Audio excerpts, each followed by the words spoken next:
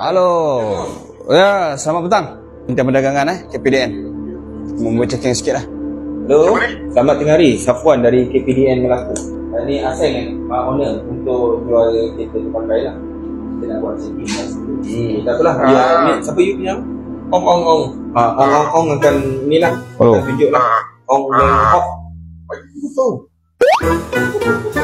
Ada jual yang baru punya tak? Tak ada. Semua you suka.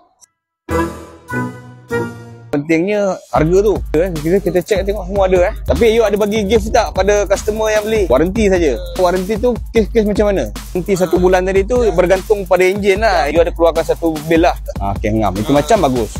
Itu macam bagus. Mileage kena tipu.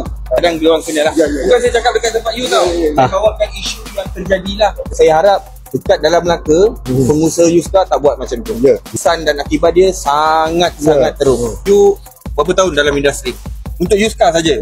96 sampai sekarang. Benar ke you jual kereta yang kesan daripada banjir ke? Saya ambil ni kereta, saya mesti kena check dia punya barang. Kesan mesti ada bawah cushion karat ke, ini bawah lantai ni karat ke. Mana kita boleh check lah. Getah-getah Oh, okey.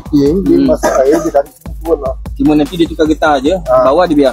Kalau biasa, dia tak terang lah. Dia kalau kena air, dia mesti karat. Selain daripada kereta banjir tadi, kita nak check apa lagi yang Kita sambung ke?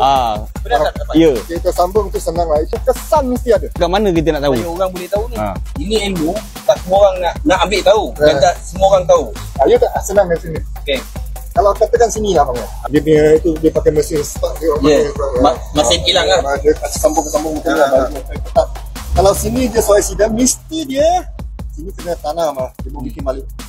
Tu batan-batan tu. Betul-betul tanam. Tak ada, kosong. Kalau dia bikin ketok pun, dia takkan macam cantik. Dia mesti ada di punya tu. Dia so bulat pun tak sama dia punya tu.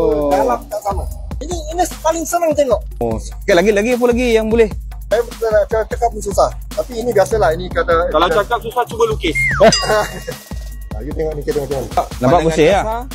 Bersih. Bersih. Semua original masuk sini. Ini nampak. Ini kalau ini yang ni tengok sini yang kalau dia sentuh sini ini tulang tau. Ini betul-betul original sambung. Maknanya ni bukan bekas aksiden. Ini original betul-betul. Ni legam. Orang takut kalau kereta-kereta Yuska ni itulah dia.